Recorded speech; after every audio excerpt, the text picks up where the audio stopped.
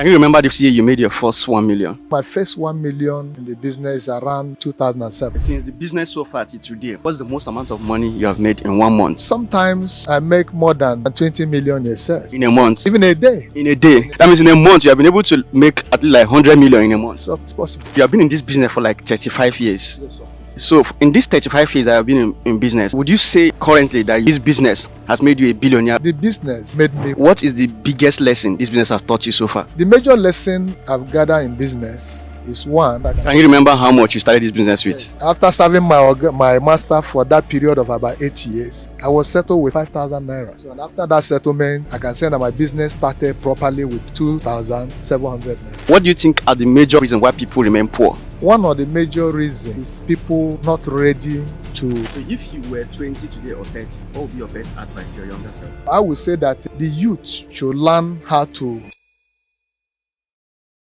Welcome to Selahmeditate. I remain your very host, Benzik. This is a special series of Selahmeditate podcast tagged Selahmeditate Street Business Credibility, SBC. It's not going to be your regular podcast. This is a series where we meet real entrepreneurs on the streets, in their stores, in the kiosk, in the offices, successful multi-millionaires and billionaire entrepreneurs, and uncover their secrets to building wealth 1 naira at a time. We're going to ask them how they were able to start from scratch to build the wealth that they have currently. So it's going to be raw, it's going to be wisdom filled, no fluff, just direct to the facts to get their nitty-gritty and the wisdom, how they were able to do it all the way from the beginning to where they are. And today we're starting out on the streets of Lagos Island, Aroloya precisely, where we meet top camera equipment and lighting dealers and ask them precise questions on how they were able to build their wealth. So this is a new series, like I said, and it's tagged Selahmeditate Street Business Credibility, SBC. Streets, we meet them on their stores, in the kiosk, in their offices, wherever they are, their business, and then the credibility of how they were able to build their wealth. That is the essence of this particular series. And it's going to be mind-blowing. I can assure you, you have not seen anything like this before. So come with me and let's go get them. So what line of business are you in? I'm into photographic equipment and accessories. Photography, equipment, and accessories? Yes. How long have you been in this business? I've been in this business since 1987, thereabout, yes. So how has it been for you in this business? It's been a long journey from analog to digital products. So it's been very inspiring and very challenging. But have you ever feel like giving up in this business? No, because actually I joined the business a very long time, right from when I'm younger in age. Most of my life has been in photographic field. So it's been a kind of passion for me. So all my life through has been into photography line. So there's never a time I try giving up, rather is to persevere and continue until you begin to see results. You have been doing this, you started it in Lagos. No. Where did you start it? I started this business as far back as from Adamawa, former Gongola state. That's present, there's a place called Numan. In Nigeria, yeah? Numan, near Yola. Okay, near Yola. Yes, Adamawa State. State. Okay. So my first Oga that I served actually started the business over there, and that's where I started. Oh, you served the Oga? Yes. At Adamawa Yola. How many years? I served my Oga, the first Oga, I served 2 Ogas. I served the first one, and eventually things went the other way around. From his business, there's a collapse in the business. Then there's a handing over to the next one. So that one I served in 5 years. Then I served 3 years in the second person, making it 8 years. Oh, you served 2 different Ogas? 2 different Ogas. But one is the senior to the other. So because of the relationship and the way I served my first Oga, and eventually he ran out of capital to settle me. So he now linked me up with one of his brothers who took interest in me. And so, okay, since I'm a good boy, he wouldn't mind, he can help to settle me, but I have to stay serving for some time. So from there, I migrated from Adamawa and moved to Jos, Plateau State. So I served that very one in Plateau State. And after serving him before I start my own business. For how many years? I served him 3 years, plus the initial 5 years, making 8 years. So when you started, where did you start? From that same Jos? Yes, I started in Jos. For how many years did you stay in Jos before moving to Lagos? In Jos, I started in Jos 1987. I came over to Lagos in 2001. So that means in 1997, 2001 is like 4 years. 1987. Okay, 1987.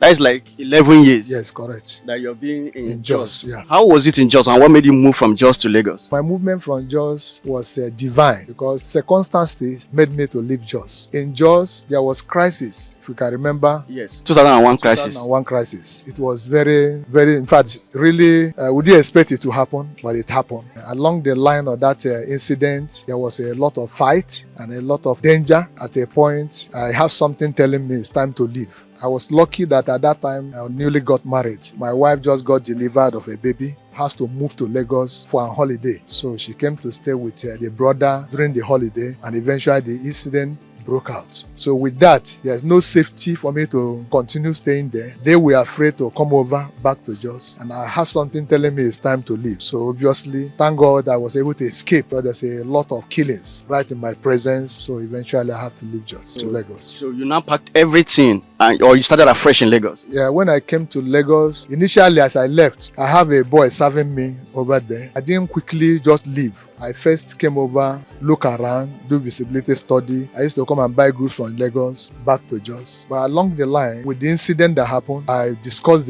my plight and challenge with my customer over here in Lagos, so who actually encouraged me that he can help me to get a place. My first shop in Lagos was through that understanding with the person. So gradually, I now move, not automatic. So if you can compare Jos and Lagos, which of them has been more favorable for you in business? It cannot be compared, it's incomparable. So Lagos opened me up. Lagos was able to, in fact, Lagos is 1,000 different from Jos. So however, Jos was like a foundation and a feeding ground for me because of the people that knew me there and what I stand for. They were asking for products, so I'll be selling from Lagos, sending goods to them. They will be buying from me. So from there, eventually, I now stabilize. If I get you correct, Nadam, you have been in this business for like 35 years. Yes, of course. More than 35 years. So in these 35 years I have been in business, would you say currently that this business has made you a billionaire or a millionaire? The business made me who I am. I won't say I'm a billionaire, but I think there's a lifting. So God has helped me beyond imagination,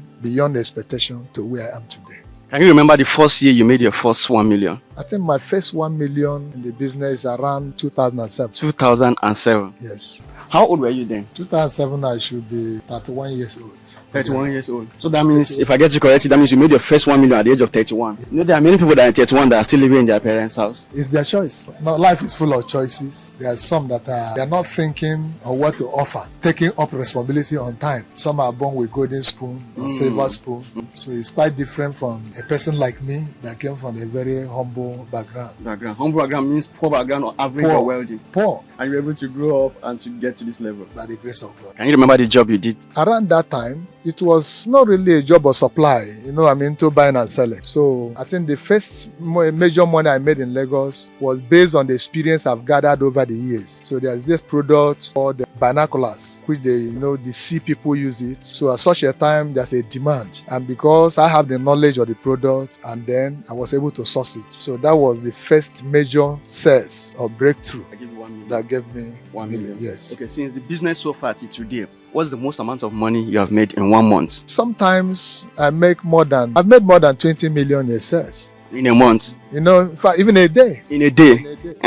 So if you can make more than 20 million in a day, that means in a month you have been able to make at least like 100 million in a month. So it's possible. It's possible. Wow. Okay, so what is the biggest lesson this business has taught you so far? The major lesson I think I've gathered in business is one, it's good for you to have a deep understanding of the business you do. Fundamentally, I would say that in the environment where I am presently, I seem to be new to many people who have been here, like landlords who have been here. They've been in the business before me. I used to come buy from them when I was in Jos. But the moment I came in, based on the sound knowledge and experience in the line of the business, that I know many things about the business, it gave me upper hand. I've gone into practical photography, which also is an age, because I happen to know beyond what many of them have known. So I have a broad knowledge of photography and the equipment itself. So it's an age. So I would say that what has helped me over the years is that sound knowledge, and much more is perseverance. Not giving up, not surrendering. You know, I started with very low finance. In fact, it took me a long years to struggle, of struggling, because I started my business with just a token. what I Can you remember how much you started this business with? After serving my master for that period of about 8 years, I was settled with 5,000 naira. 5,000 naira. Yes. That was with what year now? That was 1987. 1987. So, and after that settlement, the moment I paid for the little shop I paid and other things, I can say that my business started properly with 2,700 naira. So that means you started this business with 2,700 naira. Sure. And you have grown it to this particular extent where you can even make like over 100 million within a month. It's just God's grace. That's fantastic. Now, what do you think are the major 5 reasons why people remain poor? One of the major reasons is people not ready to move a step forward. No matter who you are, you must actually to know when opportunity calls and be able to use the opportunity. So I would say that most times people are waiting for big things to happen. They don't want to start with a little that comes their hand. Considering my own foundation, where I came from, my little beginning and my family line, I felt that whatever comes to my hand, I have to start from there. So I started from what I have. So with God factor or God's intervention and help, I was also conscious of what I spend from what I have. So I think what makes people to remain poor also is to kind of begin to have overestimation of themselves, begin to live a borrowed life. It's good to be who you are. It's good to understand where you are, understand where you are going. I think that is very, very important. So if you were 20 today or 30, what would be your best advice to your younger self? My advice remains that because at the time I was telling you about my beginning, I was also a youth. So I think I left my father's house to serve at the age of 14, 15. By the time I'm 19, 20, already it's towards the time of my settlement. At 21, I started struggling. So I would say that the youth or the young ones should learn how to submit to learn, be able to grow gradually. A journey of 1,000 miles starts with a step. So sometimes the challenge we have with the youth is that they will be looking at success story of people and they are looking at the accumulated present status of people, not minding where the person is coming from and then where they are. What do you think that you did that was able to help you to scale this big and grow to this large extent? One of the key things that helped me in my moment of growth is one, I wasn't looking for high things. I know where I'm coming from, as I've said earlier. I came from a very poor family. My parents are there and I happen to be the firstborn in the family. So I know I have responsibilities. So it's for me is to calm down. I wasn't following high things. I wasn't following big friends. I wasn't into partying. I wasn't into friendship. I seem to be a man reserved to myself, focus on what I'm doing. So I think that is a major thing, having a focus. Okay, focus. Yes. Then how were you able to scale the business? Did you start getting people, or when you go, you expand, that was able to make you to grow from that little and to this big? One of the major and key issue is that there's a place of trust. So over the time, as I come to buy items from here in Lagos, sometimes I go to Onisha, buy things to my shop, I notice that people also have been observing my kind of person. There's that trust that is built over time that they can trust me. So the initial 1 million I made through the sale of vernacular was also, they trusted me. They say, we know you can't run with our goose. So, and also even when I came about, staying among them, I know, because I know the product, I have a good knowledge of what I'm selling and what people want. So I do market running. Market running means what you don't have, you know where to source and sell to a customer. So for me, every product is available. Every product is available. Even as at present, people have come to discover that any scarce product that I cannot get in my shop means that it's not available. So because they've known me very well, I begin to source products that people don't have. Begin to source products that are scarce. So there's a kind of knowledge in the photo industry or photo business that if you go to Express Digital Center and you cannot get it, forget it. So when they run around and look for everywhere and they can't see, they will give me a call. So with that, it makes me to make sure that what others don't have, I'll try to make sure I have it. So every scarce product, any product in photography, if you can't get it from us, it's either we get it for you or we tell you where to get it. So we have ideas. So lastly, if someone wants to go into your line of business, what would be your best advice to that person? My advice would be for the person to humbly learn the line of business, takes patience, takes cool-headedness to be able to understand the photo line. So submission to understand the line is very important. Secondly, it's also normally for somebody to learn, need humility. If you're in a hurry, you're not patient, it will be difficult for you to have the real knowledge in the line of the business. So oftentimes you see that youths are in a hurry. It's as if you're wasting their time. But to me, I see that the time I spent before coming into the business, so some things happened that actually it was not really a joyful news. That after you have served your master for a period of time, there's a story to tell. But at the same time, I saw that also as an advantage because it makes me to cool down and learn over and over, be able to master the line of business. Much better. Yes. It's more or less like, do you think school is important or it's a waste of time? With the present situation of Nigeria, the way I see things, school is very important because school gives you an edge and a faster learning capability. It makes you to explore, deeper in the line of the business. School will be an added advantage. But for me, it all depends on circumstance and situation. Because to you didn't go to school now, you just learned direct and come. Yeah, because in my own case, a peculiar situation, I told you I'm coming from a very poor background. The original intention is that I would go to school, but because my parents don't have, there was a kind of advice for me to go into apprenticeship so that I can be able to help train my other young siblings. So for me, business comes first before school. So I believe that for me going into the business is a better choice for me. Going into the business is a before school. Before school. Yes. So nice. Because in the course after I've started the business, I now begin to advance myself in the school aspect. I finished primary school, primary 6, and then went into the business. Then as I entered the business, I was confronted with challenges of expansive knowledge, understanding the field, so spellings, writing, and other things. So I saw the need of school. So I now enrolled, went in adult school, began to do my GCE.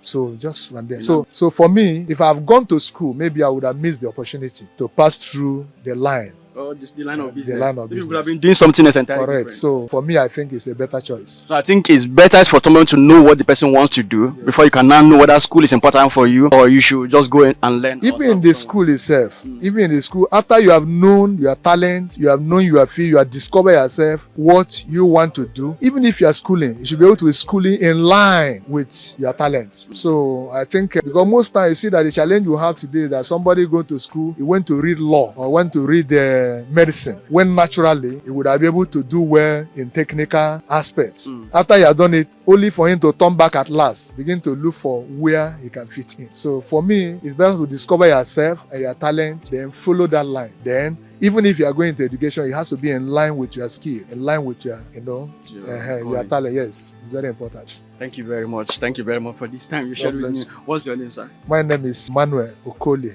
Okolie. Yes. You have a fantastic advice. Thank you so much for this time. Thank you. So that's what street business credibility looks like. You've heard from this successful entrepreneur on how he was able to build his wealth. And if this episode inspired you, do well to hit the subscribe button, like this video, share it with those who this is going to inspire. I remain your very host, Benzik, and make sure you turn on your post notification because this is going to be a regular series we're going to keep dropping to recover virtually every area where successful people are building businesses and get their secrets on how they built their wealth so that you can also learn and build your own wealth without any fluff. It's going to be raw, direct, and straight to the facts to teach you so that you also can become successful in your own area of influence. So I remain your host, Benzik, and I'm catch you again next time. Cheers.